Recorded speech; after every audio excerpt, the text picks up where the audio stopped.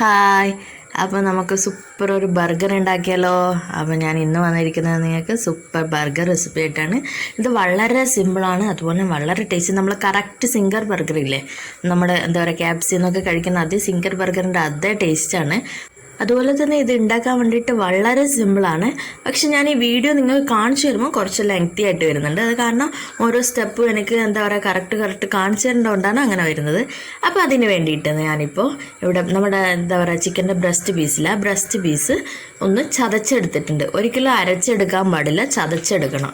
നമുക്കൊന്ന് മൗൾഡ് ചെയ്തെടുക്കാൻ വേണ്ടിയിട്ടാണ് ഇങ്ങനെ ചതച്ചെടുക്കുന്നത്. അരച്ചാൽ ആ ചിക്കൻ്റെ ടേസ്റ്റൊക്കെ അങ്ങ് പോയി നമുക്ക് ചിക്കൻ കടിക്കാൻ കിട്ടുമ്പോൾ അതിൻ്റെ ഒരു ടേസ്റ്റ് കിട്ടും.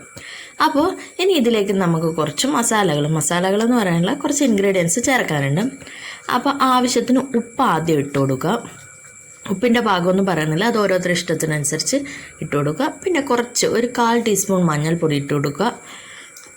അപ്പോൾ ഇത് രണ്ടും കൂടെ നന്നായിട്ട് മിക്സ് ചെയ്തെടുക്കുക. എന്നുവെച്ചാൽ അതിൻ്റെ എല്ലാ സ്ഥലത്തും അതിൻ്റെ എത്തുന്നതോടെ കുഴച്ചെടുക്കുക. അപ്പോൾ ഇപ്പം നന്നായിട്ട് കുഴച്ചെടുത്തിട്ടുണ്ട്. എന്നിട്ടൊന്നിങ്ങനെ പ്രസ് ചെയ്ത് കൊടുത്താൽ നന്നായിരിക്കും. അപ്പോൾ ഇനി ഇതൊരു എന്താ പറയുക 10 മിനിറ്റത്തേക്ക് നമുക്ക് മാറ്റി വെക്കാം.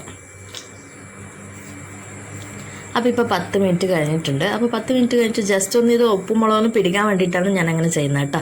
അപ്പോൾ ഇനി അതുമേലെ കുറച്ച് കുരുമുളക് പൊടി, ഒരു 2 പിഞ്ച് എന്ന് വെച്ചാൽ നമ്മളൊരു കയ്യിൽ കിട്ടുന്ന കുറച്ചിട്ടിട്ട് നന്നായിട്ട് ഒന്നും കൂടെ കുഴച്ചെടുക്കാം.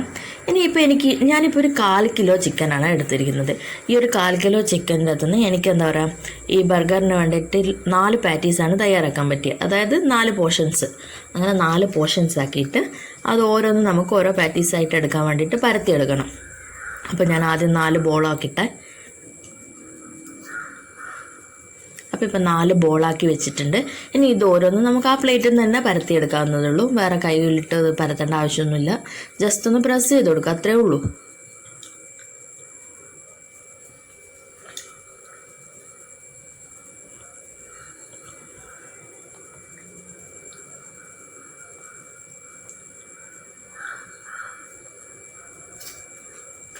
അപ്പോൾ ഇപ്പം 4 എണ്ണം ഞാൻ പ്രസ് ചെയ്തെടുത്ത് പരത്തി വെച്ചിട്ടുണ്ട്.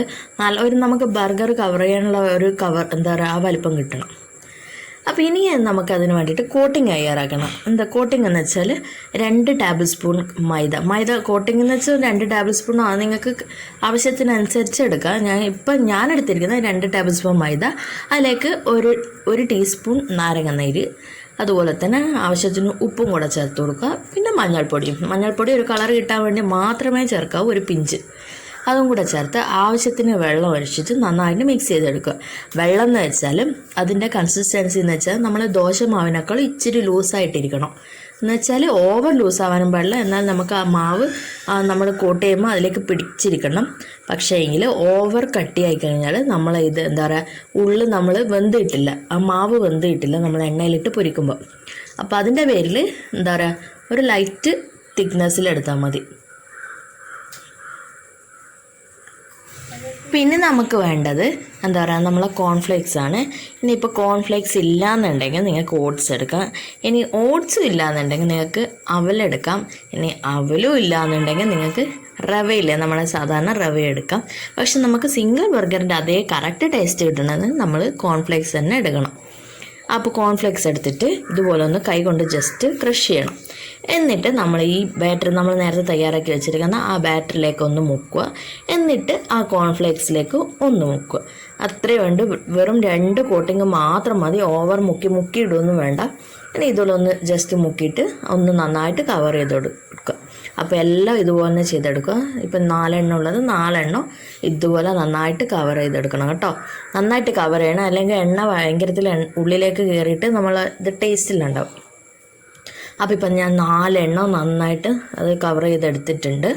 ഇനി നമുക്കിത് എണ്ണയിലിട്ട് വറുക്കാം. നമ്മൾ സാധാരണ എന്താ പറയുക പലഹാരങ്ങളൊക്കെ എണ്ണയിലിട്ട് വറുക്കുന്ന പോലെ ഡീപ്പ് ഫ്രൈ ആയിട്ടാണ് ചെയ്യേണ്ടത്. അപ്പോൾ ഓരോന്നും ഇപ്പോൾ 2 എണ്ണയെ ഒരു സമയം ഇടാൻ പറ്റൂ. അപ്പോൾ ഓരോന്നും മീഡിയം ഫ്ലെയിമിലാണ് കേട്ടോ ഇടേണ്ടത്. അപ്പോൾ മീഡിയം ഫ്ലെയിമിലിട്ടിട്ട് നന്നായിട്ട് വറുത്തെടുക്കുക. അപ്പോൾ ഓരോ സൈഡും വേവുന്നതിനനുസരിച്ച് അപ്പുറം ഇപ്പുറം മാറ്റിയിടാൻ മറക്കരുത് കേട്ടോ. അപ്പോൾ 2 ഇതും നമ്മുടെ റെഡി ആയിട്ടുണ്ട്. ഇനി അത് കോരി വെച്ചിട്ട് ഇനി അടുത്തതും കൂടെ ഇങ്ങനെ ചെയ്തെടുക്കാം. അപ്പോൾ അത് ഞാൻ ചെയ്തെടുത്തിട്ട് വരാം കേട്ടോ. ഇനി നമുക്ക് വേണ്ടത് നമ്മൾ ബർഗർ തയ്യാറാക്കണം. ഞാൻ ബർഗർ തയ്യാറാക്കാൻ വേണ്ടിയിട്ട് നോർമലായിട്ടുള്ള ബന്നാണ് ഇവിടെ യൂസ് ചെയ്തിരിക്കുന്നത്. നമ്മുടെ സാധാരണ ബന്നാണ്.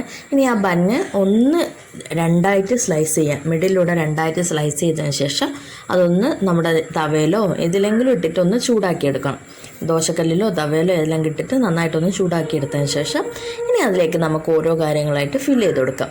അപ്പോൾ ഫസ്റ്റ് ഞാൻ ഇത് ബേസിലായിട്ട് ഞാൻ ഫില്ല് ചെയ്യാൻ പോകുന്നത് എന്താ വെച്ചാൽ നമ്മുടെ മയണൈസില്ലേ, ആ മയണൈസാണ്. അപ്പോൾ മയണൈസ് ഞാൻ ഇതിന് മുന്നേ ഒന്ന് കാണിച്ചിട്ടുണ്ടായിരുന്നു. അതിൻ്റെ വീഡിയോ കാണാത്തവരുണ്ടെങ്കിൽ ഞാൻ അതിൻ്റെ ലിങ്ക് ഡിസ്ക്രിപ്ഷൻ ബോക്സിൽ ഇട്ട് കൊടുക്കാം. അപ്പോൾ നന്നായിട്ടൊന്ന് ഇത് സ്പ്രെഡ് ചെയ്യാം, മയോണൈസ് സ്പ്രെഡ് ചെയ്യാം. എന്നിട്ട് അതിൻ്റെ മേലായിട്ട് കക്കിരിയില്ലേ, ആ കക്കിരിയും ഞാൻ എന്താ പറയുക ഒരു പീസ് ടൊമാറ്റോ നമ്മൾ തക്കാളിയും കൂടി ഇട്ട് കൊടുത്ത് ഇനി അതിൻ്റെ മേലെ ഒന്ന് ജസ്റ്റ് നമ്മൾ സാധാരണ കെച്ചപ്പോ സോസോ എന്താ വേണ്ടതെന്ന് വെച്ചാൽ കെച്ചപ്പാണ് കൂടുതൽ ടേസ്റ്റ്. കെച്ചപ്പ് ഒന്ന് ജസ്റ്റ് ഒന്ന് സ്പ്രെഡ് ചെയ്ത് കൊടുക്കാം. എന്നിട്ട് അതിൻ്റെ മേലെ നമ്മൾ തയ്യാറാക്കി വെച്ചിരിക്കുന്ന ആ ചിക്കൻ്റെ പീസില്ലേ, ആ ചിക്കൻ പീസ് അതിന് മേലെ വെച്ച് കൊടുക്കാം. എന്നിട്ട് അതിൻ്റെ മേലെ ഒരു കക്കിരിയും കൂടെ. ഇതൊക്കെ നിങ്ങളുടെ ഇഷ്ടത്തിനനുസരിച്ച് ചെയ്യാം. പക്ഷേ ഈ ഇൻഗ്രീഡിയൻസ് ഒക്കെ അതിൽ വേണം, എന്തായാലും അതിലേക്ക് വേണം, എന്നാലേ ടേസ്റ്റ് കിട്ടും.